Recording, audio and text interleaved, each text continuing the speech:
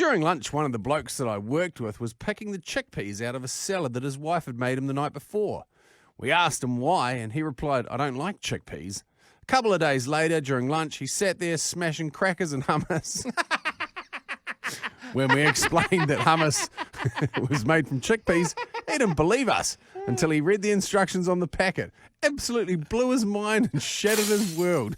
He realised that he, a 30-something-year-old man, had been eating this amazing dip made out of the very thing that he hates. Amazing. This morning, whilst peacefully making a coffee, I heard a blood-curdling scream/yell/weird noise combination from my boyfriend in the bedroom. I dropped the mug of hot coffee and ran at top speed to the bedroom, thinking there was some kind of medical emergency. My boyfriend was cradling our super chilled cat, looking at me with tears in his eyes, and he says, "Mookie has cancer. There are growths on both sides of his tummy." It was at this moment I had to explain to my 40-year-old boyfriend that male cats also have nipples.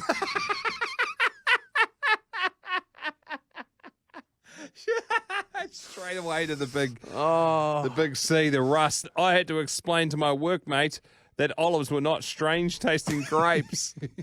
I had to explain to my wife that they are not baby lambs, they are just lambs. A fella was in a garden centre and saw four young men around 15 years old standing around a sundial, and they saw the man watch them and asked, "What is this?" "Well, it's a sundial," said the man. Seeing the look of confusion on the boys' faces, he goes, "Well, here's how a sundial works." The boys walked off with one shaking his head and muttering, "What will they think of next?"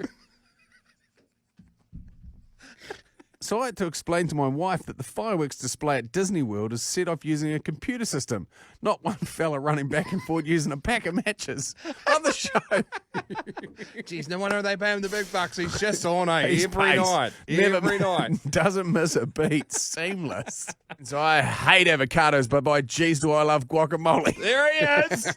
This one here from Logan. I had to explain to an adult that the saying is going on a wild goose chase, not going on a wild goose cheese.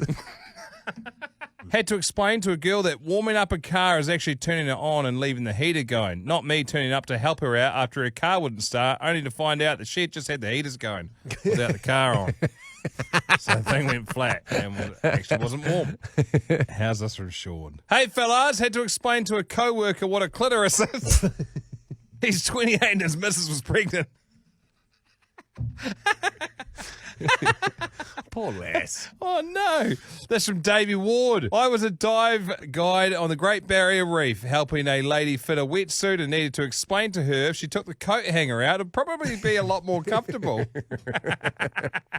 This one here from Eddie. I had a housemate who thought it was way too time-consuming and messy to cook 2-minute noodles.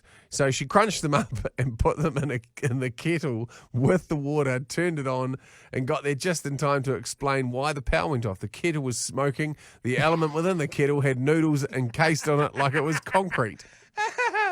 This one here from Nisi. While on the phone chasing some information so my employees could start their first job of the day, I had to explain to the young adult male who was assisting my query that touching live wires will actually electrocute you, not powerlize you.